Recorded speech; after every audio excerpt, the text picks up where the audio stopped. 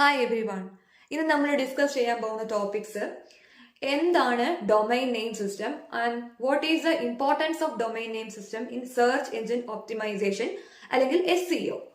So let us start with what is domain name system. So എന്താണ് domain name system? ഇപ്പോൾ for example പറയുവാണെങ്കിൽ നമുക്കൊരു simple example മറ്റൊരു example വെച്ചിട്ട് ഇത് സിമ്പിളായിട്ട് നമുക്ക് മനസ്സിലാക്കി എടുക്കാൻ പറ്റുന്നതാണ്. നമ്മുടെ ഫോണിൽ നമ്മുടെ കോണ്ടാക്ട്സ് ലൈക്ക് റിലേറ്റീവ്സ്, ഫ്രണ്ട്സ് ഇവരെയൊക്കെ സേവ് ചെയ്ത് വെച്ചിരിക്കുന്ന അവരെ പെട്ടെന്ന് ഓർത്തെടുക്കാൻ പറ്റുന്ന നെയിംസ് വെച്ചിട്ടാണ്. അല്ലെ, ഇപ്പൊ ഫോർ എക്സാമ്പിൾ പറയുകയാണെങ്കിൽ അശ്വതി അല്ലെങ്കിൽ ആദിത്യ, ഇങ്ങനെയുള്ള നെയിംസ് വെച്ചിട്ടാണ് നമ്മൾ അവരുടെ നമ്പർ സേവ് ചെയ്ത് വെച്ചിരിക്കുന്നത്. നമ്മൾ എന്തിനാ അങ്ങനെ ചെയ്യുന്നത്? നമുക്ക് അവരെ പെട്ടെന്ന് റീച്ച് ഔട്ട് ചെയ്യണമെങ്കിൽ ബൈ കോൾ അല്ലെങ്കിൽ മെസ്സേജ് ചെയ്യണമെങ്കിലൊക്കെ നമുക്ക് പെട്ടെന്ന് അവരിലേക്ക് എത്തണമെങ്കിൽ ആ ഒരു നെയിമാണ് നമ്മൾ പെട്ടെന്ന് ഓർത്ത് വെക്കുന്നത്, അല്ലാതെ അവരുടെ നമ്പർ അല്ല ഓർത്ത് വെക്കുന്നത്. അല്ലെ, ഇതുപോലെ തന്നെയാണ് ഇന്റർനെറ്റില് ഡിവൈസസ് കണക്ട് ആയിരിക്കുന്നത്. അപ്പം ഇന്റർനെറ്റിലേക്ക് കണക്ട് ചെയ്തിരിക്കുന്ന ഡിവൈസസ്, അതായത് ഫോണ്, ലാപ്ടോപ്പ് അല്ലെങ്കിൽ ഇന്റർനെറ്റ് സർവീസ് പ്രൊവൈഡേഴ്സ്, നെറ്റ്വർക്കുകൾ, ഇന്റർനെറ്റ് വർക്കുകൾ, അപ്പൊ ഇവയൊക്കെ ഇന്റർനെറ്റിനെ ഐഡന്റിഫൈ ചെയ്യാൻ വേണ്ടിയിട്ട് ഒരു പ്രോട്ടോകോൾ ഉണ്ട്, അല്ലെങ്കിൽ അതിനെ ഐഡന്റിഫൈ ചെയ്യാൻ വേണ്ടിയിട്ട് ഉള്ള ഒരു അഡ്രസ് ഉണ്ട്. അതാണ് ഇന്റർനെറ്റ് പ്രോട്ടോകോൾ അഡ്രസ് അല്ലെങ്കിൽ IP അഡ്രസ് എന്ന് പറയുന്നത്. അപ്പൊ എല്ലാവരും IP അഡ്രസ് ഒന്ന് നേരത്തെ കേട്ടിട്ടുള്ളതായിരിക്കും അല്ലേ? സോ ഈ IP അഡ്രസ് എന്ന് പറഞ്ഞാൽ ശരിക്കും നമ്പേഴ്സ് ആണ്, ഫോൺ നമ്പർ പോലെ തന്നെ. എന്നാൽ അതേസമയം ഹ്യൂമൻ ബീങ്സിന് ഈ നമ്പർ വെച്ചിട്ട് ഇതേപോലെ ഫോണിൽ കോണ്ടാക്ട്സ് സേവ് ചെയ്യുന്നത് പോലെ തന്നെ IP അഡ്രസ്സുകൾ പെട്ടെന്ന് ഓർത്തെടുക്കാൻ പറ്റുകയല്ലാത്തതുകൊണ്ട് ഹ്യൂമൻ ബീങ്സിനെ പെട്ടെന്ന് ഐഡന്റിഫൈ ചെയ്യാൻ വേണ്ടിയിട്ട്, അതായത് ഡിവൈസുകളെ, വെബ്സൈറ്റ് അഡ്രസ്സുകളെ പെട്ടെന്ന് ഐഡന്റിഫൈ ചെയ്യാൻ വേണ്ടിയിട്ടാണ് ഡൊമൈൻ നെയിം സിസ്റ്റം അസൈൻ ചെയ്തിരിക്കുന്നത്.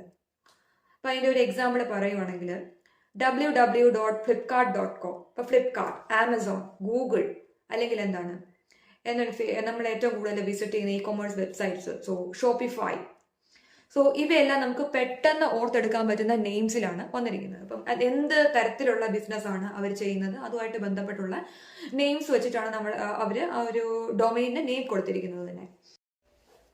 ഡൊമൈൻ നെയിമിംഗ് സിസ്റ്റത്തിനെ പറ്റി നമുക്ക് കൂടുതൽ മനസ്സിലാക്കാൻ വേണ്ടിയിട്ട് ഒരു എക്സാമ്പിൾ വെച്ചിട്ട് കാണാം. ഇപ്പൊ ഫോർ എക്സാമ്പിൾ ആമസോൺ നമുക്ക് എല്ലാവർക്കും അറിയാവുന്ന ഒരു ഫേമസ് കൊമേഴ്സ് പ്ലാറ്റ്ഫോം അല്ലെങ്കിൽ ഓൺലൈൻ ഷോപ്പിംഗ് പ്ലാറ്റ്ഫോമാണ്. അപ്പം www.amazon.com എന്നാണ് നമ്മൾ ആമസോണിന് ജസ്റ്റ് ഗൂഗിളിൽ സെർച്ച് ചെയ്യുമ്പോൾ വരുന്നത്. അപ്പൊ ഇതിനുള്ളിലെ ഓരോ പാർട്ടുകളും പറയുവാണെങ്കിൽ ഇപ്പൊ WWW എന്ന് പറയുന്നത് എന്താണ്? World wide web. അതെല്ലാവർക്കും അറിയാവുന്നതാണ്, പണ്ട് തൊട്ടേ നമ്മൾ ചെറിയ ക്ലാസ്സുകൾ തൊട്ട് പഠിക്കുന്നതാണ്. അപ്പം വേൾഡ് വൈഡ് വെബ് എന്ന് പറയുന്ന ആ ഒരു പാർട്ടിനെയാണ് നമ്മൾ സബ് ഡൊമൈൻ എന്ന് പറയുന്നത്. നെക്സ്റ്റ് വരുന്നതാണ് ആമസോൺ. ആമസോൺ എന്ന് പറയുന്ന ആ ഒരു പെർട്ടിക്കുലർ നെയിം വെച്ചിട്ടാണ് നമ്മൾ ആ ഒരു വെബ്സൈറ്റിനെ അല്ലെങ്കിൽ ആ ഒരു ബിസിനസ്സിനെ നമ്മൾ ഐഡന്റിഫൈ ചെയ്യുന്നത്. ആ ഐഡന്റിഫയബിൾ നെയിമാണ് ഡൊമൈൻ നെയിം എന്ന് പറയുന്നത്. നെക്സ്റ്റ് വരുന്നത് .com. ടോപ്പ് ലെവൽ ഡൊമൈൻ അല്ലെങ്കിൽ ഡൊമൈൻ എക്സ്റ്റൻഷൻ എന്ന് പറയുന്നതാണ് .com, .org, .edu, .in തുടങ്ങിയവ വരുന്നത്, .net.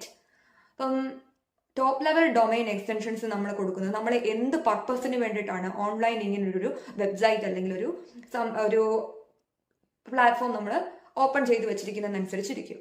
സോ ഒരു എക്സാമ്പിൾ പറയുവാണെങ്കിൽ ഇപ്പം ആമസോൺ എന്ന് പറയുന്നത് ഒരു ഓൺലൈൻ ഷോപ്പിംഗ് പ്ലാറ്റ്ഫോം ആണ്, അതായത് കൊമേഴ്ഷ്യൽ പർപ്പസിന് വേണ്ടിയിട്ടുള്ളതായതുകൊണ്ട് നമ്മൾ .com യൂസ് ചെയ്യുന്നു. ഇനി അതേ സമയത്ത് ഏതെങ്കിലും ചില യൂണിവേഴ്സിറ്റീസ് അല്ലെങ്കിൽ ചില കോളേജസ് ഇവയുടെയൊക്കെ ഒരു വെബ്സൈറ്റിന്റെ അഡ്രസ്സ് നോക്കിക്കഴിഞ്ഞാൽ അറിയാം, ഒന്നെങ്കിൽ .edu, അതായത് എഡ്യൂക്കേഷണൽ പർപ്പസസിന് വേണ്ടിയിട്ടുള്ളവയെ നമ്മൾ .edu, ഓർഗനൈസേഷൻസിനുള്ളത് .org എന്നും കൊടുക്കുന്നതായിരിക്കും. പിന്നെ ഇന്ത്യൻ ഗവൺമെന്റ് വെബ്സൈറ്റ്സിൽ നമുക്ക് .in കാണാൻ പറ്റും. അതുപോലെ തന്നെ കൺട്രി കോഡ് ഉണ്ട്, അതാണ് .in, .uk, .co, .in. ഇനി അടുത്ത നെക്സ്റ്റ് വരുന്ന .co, .in, .net, നെറ്റ്വർക്കിംഗ് സർവീസസിന് വേണ്ടിയിട്ടുള്ളത്. അപ്പം അതങ്ങനെ ഇഷ്ടം പോലെ നമുക്ക് ടോപ്പ് ലെവൽ ഡൊമൈൻ അല്ലെങ്കിൽ ഡൊമൈൻ എക്സ്റ്റൻഷൻസ് അവൈലബിൾ ആണ്. ഇനി നെക്സ്റ്റ് നമ്മൾ www.amazon.com ആ ഒരു amazon.com എന്ന് പറയുന്ന ആമസോണും കോമും അതിനോടൊപ്പം തന്നെ അതിന്റെ മിഡിൽ വരുന്ന ഇത് ഈ കോമ്പിനേഷനെയാണ് നമ്മൾ റൂട്ട് ഡൊമൈൻ എന്ന് വിളിക്കുന്നത്. ഇനി എന്താണ് സബ് ഡൊമൈൻ നമുക്ക് കാണാം. അപ്പൊ സബ് ഡൊമൈൻ നമ്മൾ നേരത്തെ പറഞ്ഞിരുന്നു www. അപ്പൊ ഇതുപോലെ തന്നെ വളരെ ഒട്ടനവധി ഒരു വെബ്സൈറ്റിന് തന്നെ പലതരത്തിലുള്ള അല്ലെങ്കിൽ ഒരു എൻറ്റൈറ്റിക്ക് തന്നെ ഇപ്പോൾ ഒരു ബ്രാൻഡിന് തന്നെ പലതരത്തിലുള്ള സബ് ഡൊമൈൻസ് കാണാം. ഒരൊറ്റ വെബ്സൈറ്റ് ആണെങ്കിൽ അതിനുള്ളിലെ പല പേജസ് അല്ലെങ്കിൽ ഒരു എക്സാമ്പിൾ ഇപ്പൊ പറയുവാണെങ്കിൽ ഇപ്പം ആമസോണിന്റെ AWS എന്ന് കേട്ടിട്ടുണ്ടോ? Amazon web services. അല്ലെങ്കിൽ അതേസമയം ഗൂഗിൾ അനാലിറ്റിക്സ് എന്ന് കേട്ടിട്ടുണ്ടോ? അപ്പം ഈ ഒരൊറ്റ എൻഡൈറ്റ്, അതായത് ആമസോൺ എന്ന് പറയുന്ന എന്താണ് അതിന്റെ കൂടെ കീഴിൽ വരുന്ന മറ്റൊരു പാർട്ട്, അതിന്റെ വെബ് സർവീസസിന്റെ പാർട്ടാണ് AWS. അതുകൊണ്ട് തന്നെ അതിന്റെ വെബ്സൈറ്റിന്റെ അഡ്രസ് എങ്ങനെ ഇരിക്കുന്നു?